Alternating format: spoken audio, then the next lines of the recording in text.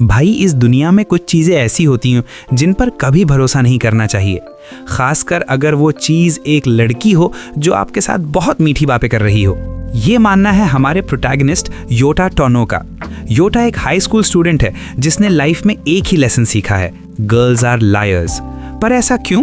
क्योंकि उसका एक बड़ा भाई है रे, जो स्कूल का सबसे हैंडसम और पॉपुलर लड़का है। बचपन से लेकर आज तक जितनी भी लड़कियां योटा के पास आईं, उनका मकसद सिर्फ एक था, योटा के थ्रू उसके भाई रे तक पहुंचना। बेचारा योटा हमेशा एक ब्रिज की तरह यूज हुआ। लड़की आती, स्माइल करती, लेटर देती और एंड में बोलती, प्लीज ये लेटर अपने भाई को दे देना। इसीलिए योटा ने कसम खा ली है, वो अब किसी लड़की पर ट्रस्ट नहीं करेगा। लेकिन कहानी में ट्विस्ट तब आता है जब एंट्री होती है इजुमी होजो की। इजुमी कोई ऐसी वैसी लड़की नहीं है, वो क्लास की सबसे क्यूट और पॉपुलर लड़की है और पिछले कुछ दिनों से वो योटा के पीछे हाथ धोकर पड़ गई है। सीन कट होता है सुबह के वक्त। इजुमी आती है और बड़े प्यार से बोलती है, गुड मॉर्निंग। योटा फुल एटीट्यूड में इग्नोर करता है, सुन बन के निकलने की कोशिश करता है, पर इजुमी हार नहीं मानती। वो बार बार गुड मॉर्निंग बोलती रहती है जब तक योटा रिप्लाई नहीं करता। योटा कंफ्यूज है, वो सोचता है ये लड़की मेरे साथ इतना चिपक क्यों रही है, पक्का इसको भी मेरे भाई का नंबर चाहिए। एक दिन इजुमी अचानक योटा के पास आती है और पूछती है, तुम्हें कौन सी ब्रेड पसंद है? फिर वो उसे बताती है कि आज कैफेटेरिया में स्पेशल मेलन ब्रेड मिलने वाला है। योटा सोच में पड़ जाता है, आखिर ये चाहती क्या है? बात वहीं खत्म नहीं होती। जिम क्लास में बास्केटबॉल मैच चल रहा होता है। इजुमी बहुत अच्छा खेलती है, पर अचानक वो योटा की तरफ देखती है, डिस्ट्रैक्ट होती है और गोल मिस कर देती है। योटा के फ्रेंड्स उसे चढ़ाते हैं, भाई वो तुझे ही देख रही थी। पर योटा का डर इतना गहरा है कि वो मानने को तैयार ही नहीं है। वो खुद से कहता है, नहीं ये इम्पॉसिबल है, वो मुझे नहीं देख रही थी। योटा का दिमाग खराब हो रहा है। वो सोचता है, इस लड़की ने आज तक मेरे भाई का नाम नहीं लिया, क्या सच में ये मुझे लाइक करती है? लेकिन अगले ही पल उसे लगता है कि ये सब उसका वहम है। उसे लगता है सारी लड़कियां सेम होती हैं, जो फ्रेंडली होने का नाटक करती हैं सिर्फ मतलब के लिए। तभी हमें एक फ्लैशबैक दिखता है, या शायद प्रेजेंट मोमेंट। योटा जमीन पर गिरा हुआ है, इमोशनल मोमेंट। इजुमी वहां आती है, अपने घुटनों पर बैठती है और उसे अपना हैंडकरचिफ ऑफर करती है। योटा हैरान होकर पूछता है, तुम मेरे भाई के पास क्यों नहीं जा रही? और यहाँ इजुमी वो लाइन बोलती है जो योटा की दुनिया हिला देती है। वो मुस्कुराकर कहती है, क्योंकि मैंने तुम्हें ढूंढ लिया है, बस इसलिए। वो उसे जबरदस्ती वो चीज पकड़ा देती है जो उसका फेवरेट मेलन ब्रेड निकलता है और वहां से चली जाती है। योटा के हाथ में उसका फेवरेट मेलन ब्रेड है। इजुमी ने इनडायरेक्टली कन्फेस कर दिया है कि वो सिर्फ योटा को देख रही थी। पर हमारा योटा, वो अभी भी डिनाइल में है। वो चिल्लाकर पूछता है, नो वे, इम्पॉसिबल, ये पक्का कोई चाल है मेरे भाई तक पहुंचने की। सीन स्कूल के हॉलवे का है। अचानक इजुमी आती है और एक अजीब सा सवाल पूछती है, टोनो तुम्हारा ज़ोडिएक साइन क्या है? योटा कंफ्यूज है, पर वो जवाब देता है, वर्गो। और मन ही मन सोचता है, अब इससे क्या फर्क पड़ता है? लेकिन अगले ही पल इजुमी कुछ ऐसा करती है जो योटा ने सपने में भी नहीं सोचा था। वो योटा की टाई पकड़ लेती है और उसे खींचने लगती है। योटा चिल्लाता है, हे ये क्या कर रही हो अचानक से? पता है रीजन क्या था? इजुमी उसे अपनी फ्रेंड उरारा के पास ले जाती है, जो पूरी ब्लू कपड़ों में खड़ी है।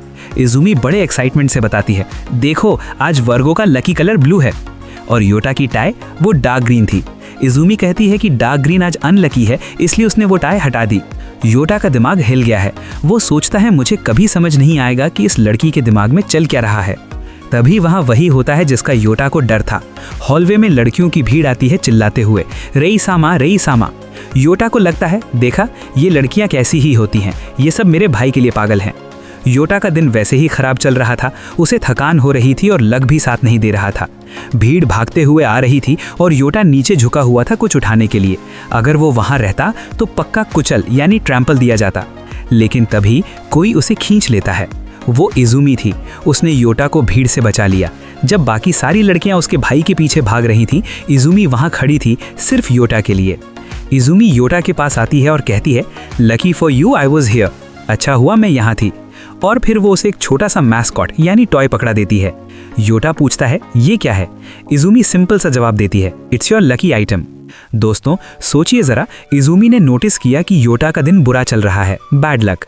उसने चेक किया कि वर्गो का लकी कलर ब्लू है और वो स्पेशली उसके लिए एक ब्लू कलर का लकी चार्म लेकर आई थी ताकि उसका दिन अच्छा जाए।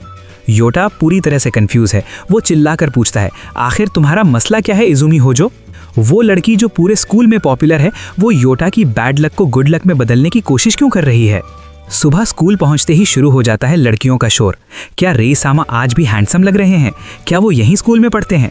योटा दूर से ये सब देख रहा है और सोचता है, इसलिए मुझे लड़कियों पर भरोसा नहीं है, ये सब मेरे भाई के दीवाने हैं। लेकिन एक लड़की है जो भीड़ का हिस्सा नहीं है, वो है इजुमी होजो। वो योटा के पास आती है और बड़े प्यार से बोलती है, वेलकम बैक। योटा क्लास में घुसता है और देखता है कि इजुमी उसकी सीट पर बैठी है। योटा कहता है, हटो यहाँ से।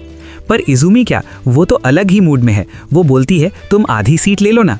मतलब सोचिए दोस्तों, एक ही चेयर पर दोनों चिपक कर बैठे हैं। योटा का दिमाग वैसे ही खराब हो रहा था, तभी टीचर ने बॉम्ब फोड़ दिया, सरप्राइज मैथ क्विज। नतीजा, बेचारा योटा इजुमी के चक्कर में फोकस नहीं कर पाया और 50 में से सिर्फ 5 मार्क्स आए। टीचर ने साफ बोल दिया, कल मेकअप टेस्ट होगा, नहीं तो फेल समझो। अब योटा सोचता है, घर पे पढ़ाई नहीं होगी, लाइब्रेरी चलता हूँ। वो वहाँ पहुँचता है शांति की तलाश में। पर वहाँ पहले से कौन बैठा था? हाँ, वही इजुमी होजो। वो वहाँ पढ़ाई नहीं कर रही थी, बल्कि एक लाइट नॉवेल पढ़ रही थी जिसका नाम शायद 10 लाइन का था। योटा सोचता है, ये लड़की यहाँ क्यों है? पक्का मुझे परेशान करने आई है। योटा मैथ्स के सवालों से जूझ रहा है, वो अटक जाता है। तभी इजुमी अपनी चेयर खींचती है, स्कुच स्कुच, और योटा के बिल्कुल पास आ जाती है। वो कहती है, लाओ मैं तुम्हें सिखाती हूँ। योटा पहले मना करता है, नहीं चाहिए हेल्प, पर इजुमी जिद करती है। आखिरकार दोनों साथ में पढ़ने लगते हैं। वक्त गुजर जाता है, बाहर अंधेरा हो चुका है, लाइब्रेरी में सिर्फ वो दोनों बचे हैं। योटा आखिरी सवाल सॉल्व करता है और चिल्लाता है, हो गया, डन। वो इजुमी की तरफ देखता है और रियलाइज करता है कि इजुमी ने अपनी बुक बहुत पहले खत्म कर ली थी। योटा हैरान होकर पूछता है, तुम्हारी बुक तो कब की खत्म हो गई थी? क्या तुम मेरे लिए वेट कर रही थी? इजुमी बस मुस्कुराती है, उसका आंसर चेक करती है और बोलती है, करेक्ट। उस वक्त योटा का दिल जोर से धड़कने लगता है, दोकी दोकी। वो सोचने पर मजबूर हो जाता है, क्या सच में ये लड़की मेरे भाई के लिए नहीं, बल्कि मेरे लिए यहाँ थी? इजुमी वहाँ से चली जाती है क्योंकि उसकी मॉम घर आ गई है। पर हमारा योटा, वो वहाँ फ्रीज हो गया है, चेहरा लाल टमाटर जैसा लग रहा है। लेकिन दोस्तों, इसका रिजल्ट क्या निकला? इजुमी की टीचिंग का असर ये हुआ कि अगले दिन मेकअप टेस्ट में योटा ने परफेक्ट स्कोर किया। तो क्या अब योटा मानेगा कि इजुमी उसे पसंद करती है, या फिर अब भी वो इसे कोई ट्रैप समझेगा? जानने के लिए जुड़े रहिए, मिलते हैं अगले वीडियो में।